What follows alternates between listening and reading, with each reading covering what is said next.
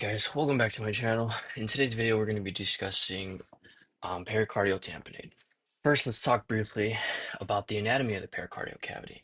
Please refer to my last video, Introduction into the Cardiovascular System, if you want to hear more about it. The pericardium is a protective coat surrounding the entire heart, and it's made from two layers, the fibrous pericardium and the serous pericardium.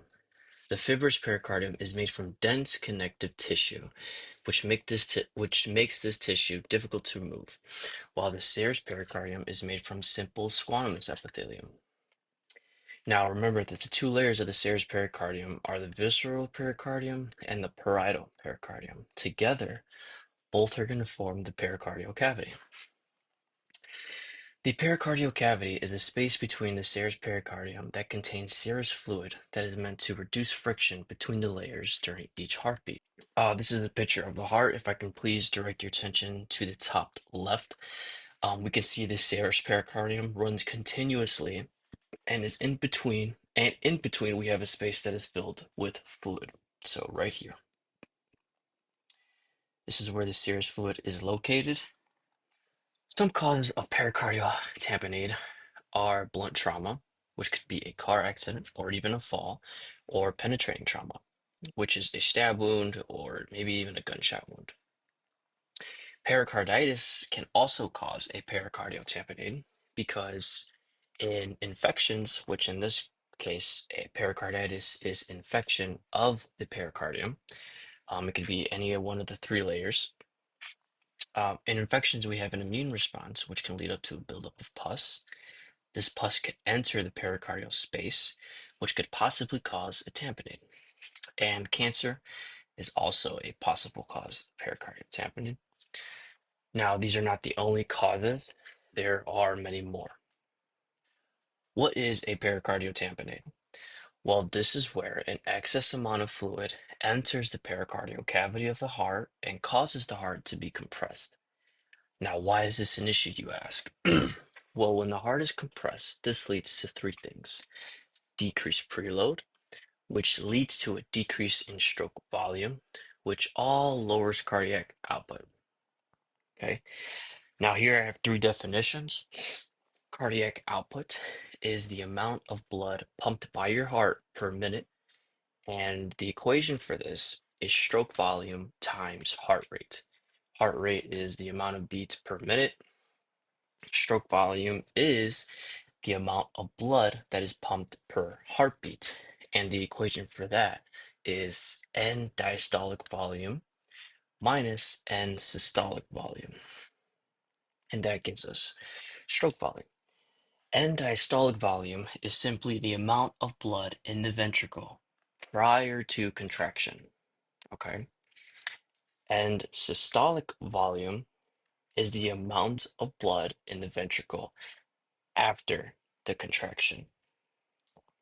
Now, preload is just a degree of stretch of the ventricular wall due to end diastolic volume. Now, when talking about preload, I feel it's very important to talk about Frank-Stirling's law and how it plays a role in pericardial tamponade. So, this law states that the force of cardiac contraction increases as ventricular filling, which is preload, increases because greater stretch of the myocardial fibers produces a stronger contraction. Meaning, if there is an increased amount of blood sent into the ventricles, okay, this causes the ventricles to become more stretched. This is essentially preload. This in turn gives us a stronger contraction. So it's safe to say that the degree of stretch of the ventricles directly influences how hard the heart is going to contract. This is known as Frank-Stirling's law. So why is this law clinically important to pericardial tamponade? Well, due to an increased pressure within the pericardial cavity because of the fluid or whatever's going on in there, and the pericardium's inability to expand outward, this causes the heart to be externally compressed. Okay. The compression restricts the ventricles from filling properly during diastole, which in turn reduces preload and myocardial stretch. which prevents the heart from using Frank Sterling's law. As a result, stroke volume decreases, and if we remember cardiac output is equal to stroke volume times heart rate. If we decrease stroke volume, this means we're also going to have a reduced cardiac output. Now here's just a picture explaining um, Frank Stern's law, essentially. So if we have an increased venous return, means we're going to have an increase in diastolic volume. That's going to cause a lengthening of the sarcomeres of the myocardium, which is going to cause a stronger contraction, which is going to increase stroke volume. Now, due to an excess amount of fluid in the pericardial cavity, this causes the entire heart to be compressed, which leads to decreased preload, decreased stroke volume, and decreased cardiac output. So now I want to explain some pathology behind some of these clinical signs that a clinician may observe. Now, due to the heart being compressed, this causes the right side to be affected first. Well, why is that side affected first, right? Well, if we look at the anatomy, the right side of the heart is thinner than the left side of the heart, especially in the ventricles, meaning this side will be compressed first. Specifically, if we look at the right atrium, okay, the right side of the atrium, this is where all the deoxygenated blood is dumped into from systemic circulation, right?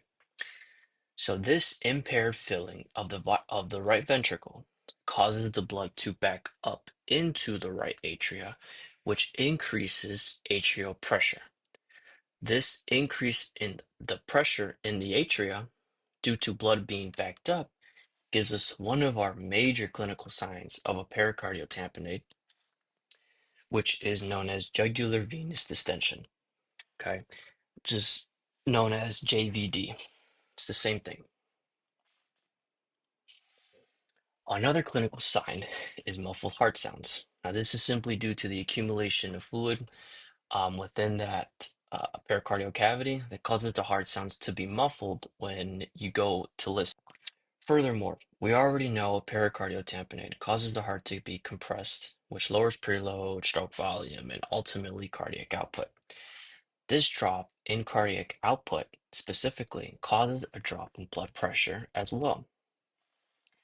This is because if we look at the blood pressure equation, blood pressure equals cardiac output times TPR. TPR means total peripheral resistance. This is referring to blood vessels.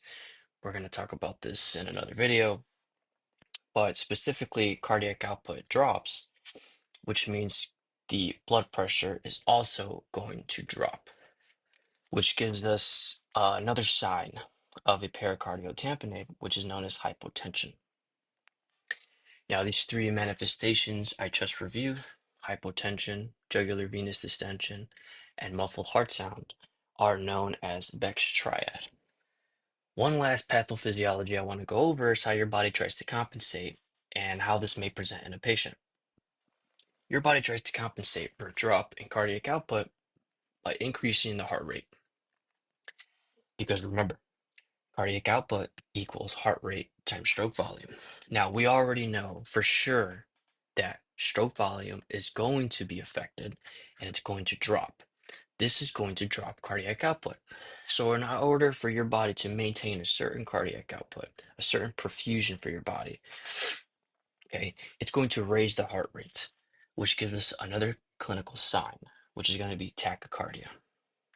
Now, some more possible clinical signs, tachycardia, JVD, hypotension, muffled heart sounds, maybe even some pale skin, weak pulses, dyspnea, which is shortness of breath, AMS, which stands for altered mental status.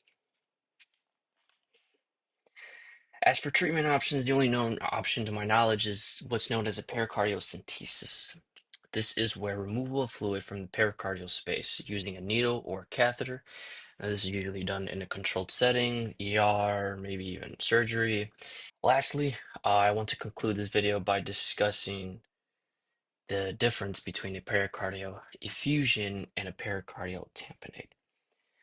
A pericardial effusion is fluid enters the pericardial cavity. So what's the difference? Because we just went over a pericardial tamponade, and that's essentially the same thing, right? Fluid is entering that space. There's a difference, and it's important. A pericardial tamponade compresses the heart, which causes everything we talked about in this video, and is considered an emergency. So it causes jugular venous distension. You're going to have muffled heart sounds. You're going to have hypotension. You're going to have all those things. While a pericardial effusion is just simply fluid accumulation, which may or may not affect the cardiac function. Thus, the patient may present with no symptoms. So, if a patient has a pericardial tamponade, you are going to observe symptoms. Okay, that's very no, that's very important to distinguish. Thank you for tuning in. That's the end of this video.